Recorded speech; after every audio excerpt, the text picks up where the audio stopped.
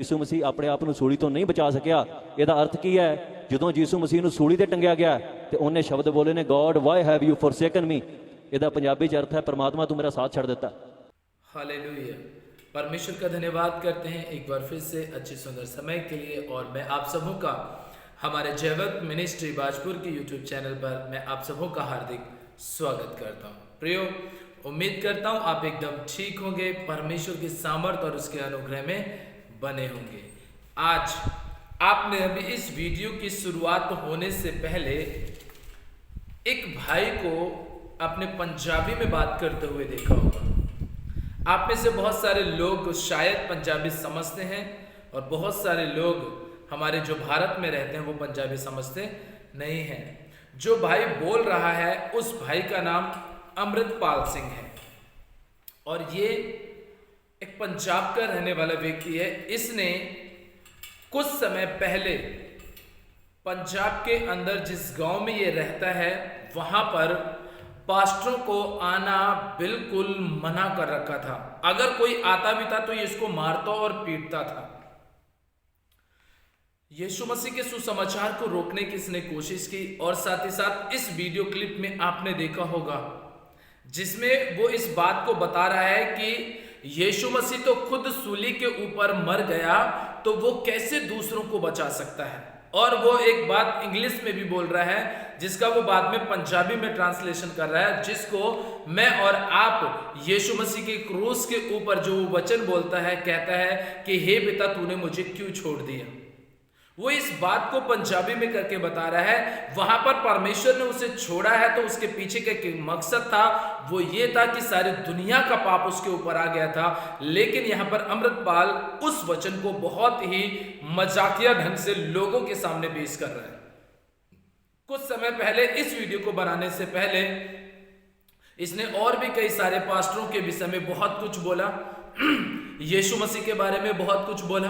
इसने बहुत ज्यादा विरोध किया यीशु मसीह का और उसके लोगों का।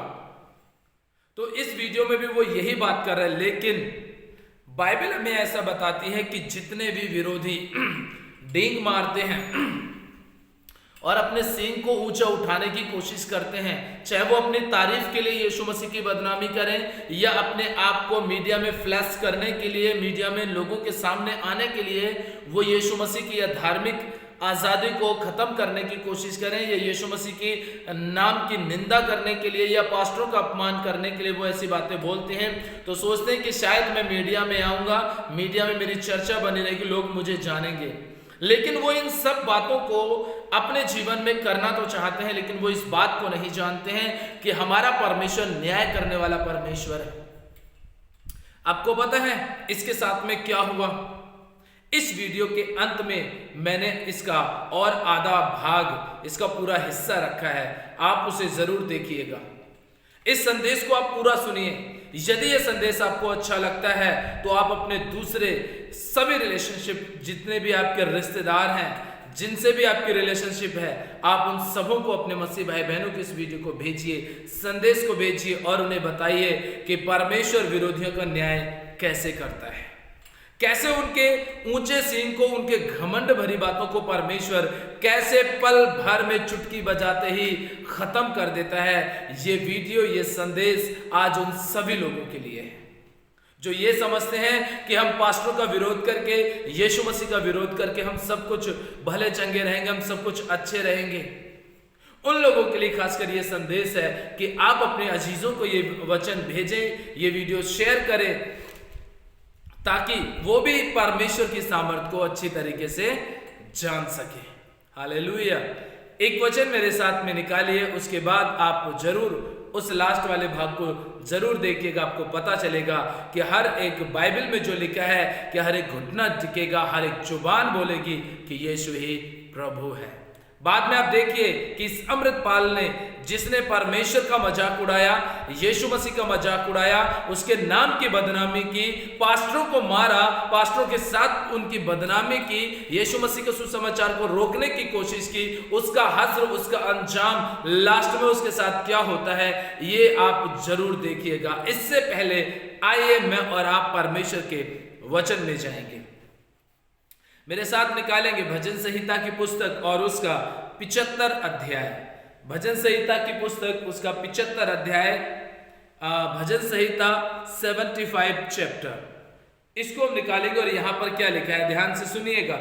हे परमेश्वर, हम तेरा धन्यवाद करते हैं, हम तेरे नाम का धन्यवाद करते हैं, क्योंकि तेरा नाम प्रकट हुआ है, तेरे आश्चर्य कर्मों का वर्णन हो रहा है। आज जो कुछ भी भारत देश के अंदर मसीह शताब्द चल रहा है, उस मसीह शताब्द के पीछे जो भी वजह है वो मैं ये समझता हूं कि लोग इसलिए यीशु मसीह के लोगों का और यीशु मसीह का विरोध कर रहे हैं, क्योंकि जो चिन्ह चमत्कार, जो आश्चर्य कर्म प्रभु यीशु मसीह कर रहा है लोगों के जीवन में, इन चिन्ह चमत्कारों को देख करके कुछ असंवैधानिक, असामाजिक तत्व के लोगों के अंदर हड़कंप मचा हुआ है। उनके अंदर बहुत बुरी तरीके की धारणाएं बैठी हुई हैं कि आखिर इनके समाज में ऐसे चमत्कार क्यों हो रहे हैं, ऐसे आश्चर्य कर्म क्यों हो रहे हैं। वो इन्हीं आश्चर्य कर्मों को देख करके परमेश्वर के लोगों के अंदर जो प्रेम बढ़ता चला जा रहा है, उस प्रेम को देख करके उनके अंदर बुरी तरीके के हड़कंप मचा हुआ है, और जिसकी वजह से वो यीशु मसीह का, पास्टर लोगों का, विश्वासियों का और विशेषकर परमेश्वर के पवित्र वचन का वो लगातार विरोध कर रहे हैं। कई सारी जगहों में मैं भी एक वीडियो देख रहा था, एक भाई ने उस वीडियो में इस बात को दिखाया कि कुछ लोगों ने क्या किया है, बाइबल को लिया और हाथ में ऐसे हाथ में लेकर के नीचे से लाइटर से उसको जला रहे हैं। बाइबल को जला रहे हैं। क्यों जला रहे हैं? क्योंकि इसी बाइबल को पढ़ने से लोगों की जिंदगियां बदल रही हैं, लोगों के चिन्ह चमत्कार उनके जीवन में आ रहे हैं। जितनों ने भी बाइबल को फाड़ा है, जितनों ने भी बाइबल को जलाया है, जितनों ने भी बाइबल के ऊपर थूका है, जितनों ने भी बाइबल को पूरी तरीके से अपने पैरों के नीचे कुचला है, वही यीशु मसीह के सामने ऐसा पश्चाताप करके आएंगे कि सच में उनके द्वारा हजारों आत्माएं बचाई जाएंगी यीशु मसीह के नाम से। क्योंकि आपको विरोध जितना करना है कर लीजिए, आपका ही घुटना पहले टिकेगा, उसके बाद आपकी प्रजा का नंबर आएगा। हालेलुया।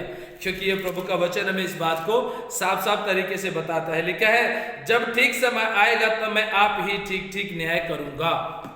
अभी जिस भाई ने इस तरीके से यीशु मसीह के बारे में बोला है, तो आपको पता है ठीक ठीक न्याय करने वाला परमेश्वर, आज जितने लोग भी आज यीशु मसीह का और उसके पवित्र वचन का पूरी तरीके से जो भी जितने भी लोग आज बेअदबी करते हैं या यीशु मसीह के नाम का ठट्टा उड़ाते हैं, मजाक उड़ाते हैं, कोई बहुत सारे लोग उसे ये कहते हैं कि भैया वो तो बिना बाप का पैदा हुआ है, मतलब बाइबल में ऐसा बताते हैं वो निष्कलंक पैदा हुआ। लेकिन कुछ लोग उसको नाजायज बोलते हैं, कई प्रकार के ऐसे शब्द यीशु मसीह के लिए इस्तेमाल करते हैं, और बहुत सारे लोग तो ये कहते हैं कि यीशु मसीह तो खुद सूली के ऊपर मर गया, तो वो कैसे दूसरों को बचा सकता है। लेकिन वो दूसरा पहलू नहीं देखते हैं कि वो मरा इसीलिए था ताकि वो शैतान को नष्ट करके मुर्दों में से जिंदा हो सके। एक अंकल का वीडियो बहुत अच्छा वायरल हो रहा है, जिसमें वो बहुत सारी बातें बता रहे हैं कि बताइए कि कौन से धर्म में ऐसा कौन सा ईश्वर हुआ है जो मर के मुर्दों में से तीसरे दिन जी उठा हो, सिवाय प्रभु यीशु मसीह के। मैं बहुत लाइक करता हूं अंकल को कि उन्होंने बहुत अच्छी ये बात बोली है। मुझे वो वीडियो मिलेगी तो मैं जरूर आपको वो वीडियो का क्लिप जरूर दिखाऊंगा, और ऐसा विश्वास और ऐसा बेधड़क होकर के हमें लोगों के सामने यीशु मसीह को प्रकट करने की जरूरत है। लिखा है यहाँ पर कि जब ठीक समय आएगा तो मैं ठीक ठीक क्या करूंगा, न्याय करूंगा। अब धीरे धीरे वो समय आता चला जा रहा है कि परमेश्वर ने अपना न्याय करना शुरू कर दिया है। एक समय में अमृतपाल ने पूरी तरीके से यीशु मसीह के नाम की निंदा की, और जब परमेश्वर ने न्याय करने का अपना काम शुरू किया, तो आपको पता है पंजाब पुलिस के अलावा पूरे भारत की पुलिस उसे ढूंढ रही है। क्यों? क्योंकि उसको सरकार ने भगोड़ा घोषित कर दिया है,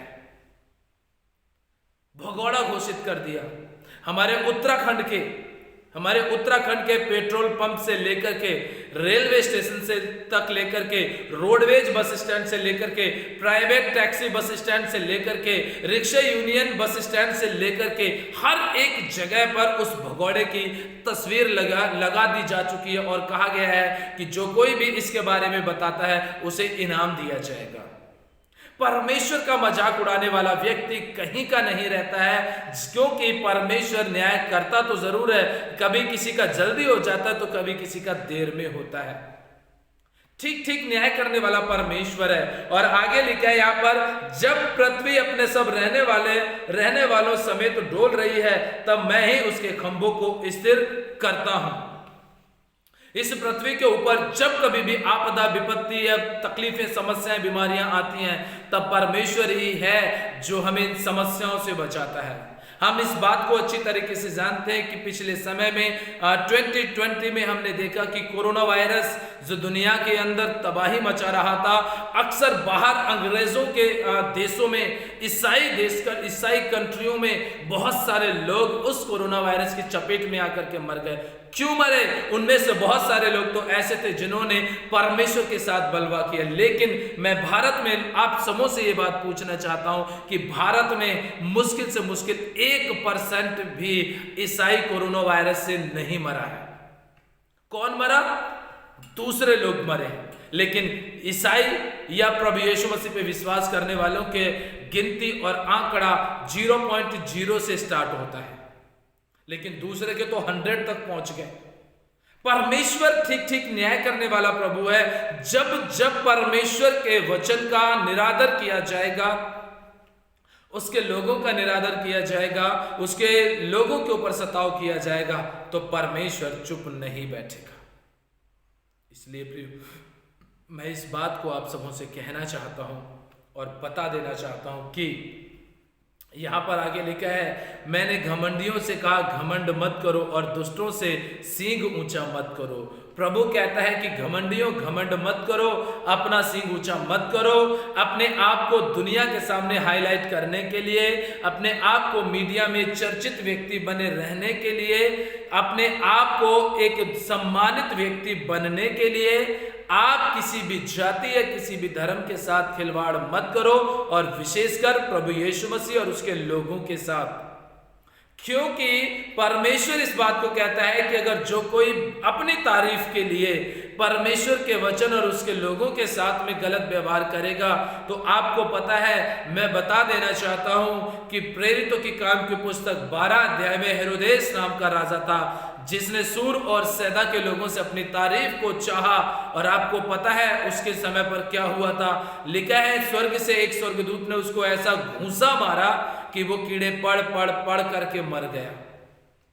अपनी झूठी तारीफ के लिए, चर्चाओं में रहने के लिए, अपना सम्मान पाने के लिए मसीह लोगों को मत छेड़िए, मत परेशान कीजिए, बाइबल की बेअदबी मत कीजिए, बाइबल को थूकना, बाइबल पर जलाना, इन सब काम को बंद कर दीजिए। कहीं ऐसा ना हो कि परमेश्वर आपके घमंड का बदला आपको ऐसा दे कि आपको जिंदगी भर रोना और पछताना पड़े। आगे लिखा है, अपना सींग बहुत ऊंचा मत करो और ना सिर उठाकर ढिठाई की बातें बोलो। मत बोलो ढिठाई की बातें, कहीं ऐसा ना हो कि परमेश्वर क्या करे, सब कुछ खत्म कर दे। क्योंकि लिखा है, परंतु परमेश्वर ही न्यायी है, वह एक को घटाता और दूसरे को बढ़ाता है। यहोवा के हाथ में एक कटोरा है जिसमें का दाख मधु झाग वाला है और उसमें मसाला मिला हुआ है, वह उसमें से उंडेलता है। निश्चय उसकी तलछट तक पृथ्वी के सब दुष्ट लोग पी जाएंगे, परंतु मैं तो सदा प्रचार करता रहूंगा। मैं याकूब के परमेश्वर का भजन गाऊंगा। दुष्टों के सब सींगों को मैं काट डालूंगा, परंतु धर्मी के सींग ऊंचे किए जाएंगे। आपको जितना भी परेशान करना है मसीह समाज को कर लीजिए, लेकिन परमेश्वर का सुसमाचार फैलने से कोई भी रोक नहीं सकता है। इसलिए यहां पर साफ साफ लिखा है कि परमेश्वर ही न्यायी है।